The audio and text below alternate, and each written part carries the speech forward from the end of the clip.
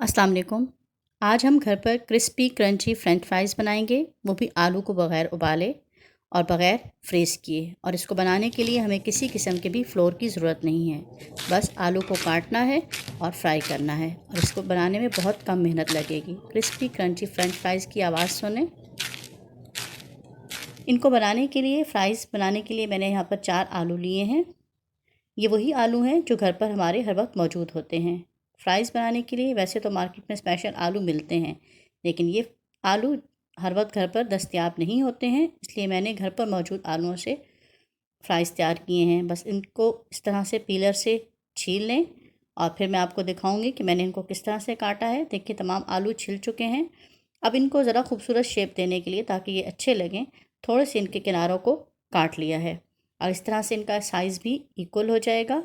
बस इस तरह से रख कर अंदाज़े से काट लें और किसी भी किस्म के कटर से आप इनकी शेप बना सकती हैं। आमतौर पर घर पर छुरी ही होती है, तो मैंने बस आपको नाइफ़ से ही काटना सिखा देना है। नॉर्मल शेप बनानी है, ना ही बहुत मोटे और ना ही बहुत पतले। बस इस तरह से देखिए, इनका किनारे कट चुके हैं और थोड़ा सा एक सिरे से मैं हल्का सा इसको, एक आलू को आपको काट के दिखाती हूँ। यहाँ से आप बस इस तरह से, अब आपको बोर्ड पर रखने में आसानी होगी। एक आलू के 3 से 4 टुकड़े कर लें। अब हर टुकड़े के आगे से 3 या 4 टुकड़े कर लें, मुनासिब साइज़ के, ना बहुत मोटे और ना बहुत पतले। अगर आप बहुत बारीक काटेंगी तो फ्राई होने के बाद श्रिंक हो जाएंगे, और मोटे हुए तो भी वो क्रिस्पी नहीं बनेंगे। बस आलूओं को काटते जाएं और पानी में डालते जाएं, क्योंकि आलू में बहुत ज़्यादा स्टार्च होता है, और जितना हम इनको स्टार्च को रिमूव करेंगे उतना अच्छे क्रिस्पी बनेंगे हमारे फ्राइज़। तो यूँ काटते जाइए और पानी में डालते जाइए। तमाम आलू कट चुके हैं। अब टिप नंबर 1 ये है कि आपने इसको अच्छी तरह से मसलना है और इनका स्टार्च रिमूव करना है। जितनी देर आप पानी में अच्छा सा वॉश करेंगे, फ्राइज़ तैयार होंगे। बस इसको कुछ देर के लिए इस तरह से मसल लिया और ये पानी हम रिमूव कर देंगे, और दोबारा पानी डालकर अच्छी तरह मैंने धो लिया और दोबारा पानी डालकर बाउल में फ्राइज़ को रखा और कवर करके 10 मिनट के लिए छोड़ देंगे। 10 मिनट बाद फिर दोबारा से इनको इस तरह से मसल लेना है, अच्छी तरह से इनके स्टार्च रिमूव कर लेना है और इस पानी को निकाल देना है, और दोबारा से पानी डालेंगे और पानी में डिप करके फिर से हम कवर करके 10 मिनट के लिए छोड़ देंगे।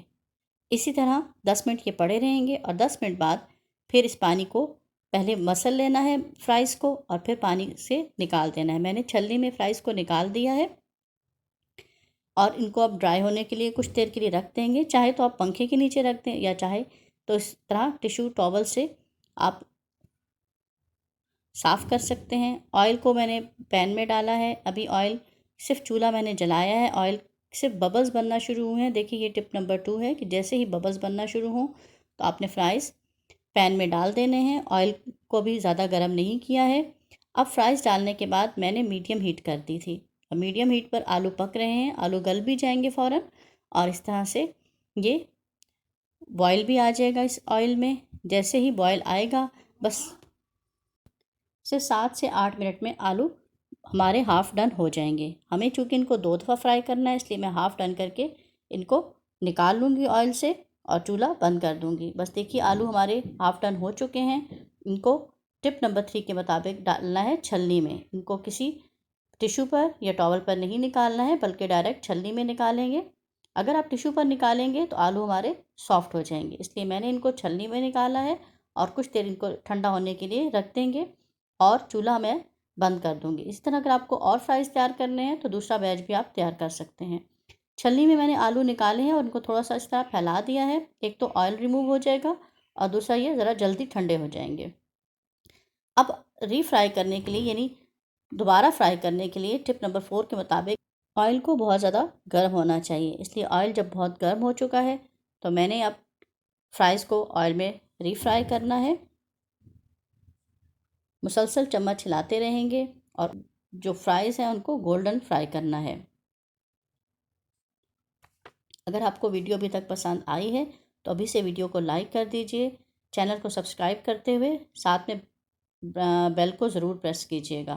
क्रिस्पी फ्रेंच फ्राइज़ बग़ैर आलू को उबाले और बग़ैर किसी फ्लोर के बहुत अच्छे क्रंची तैयार हो चुके हैं। अब टिप नंबर 5 ये है कि दोबारा से जब आपने इसको रिमूव करना है ऑयल से, तो फिर छलनी में ही डालना है, किसी पेपर टॉवल पर या टिश्यू पर उसको नहीं निकालना है। बहुत अच्छे से क्रंची क्रिस्पी फ्राइज़ तैयार हैं। देखिए इनकी आवाज़ सुने, कितना अच्छा क्रंच है इनमें। अभी मैं आपको ये तोड़ कर भी दिखाऊंगी।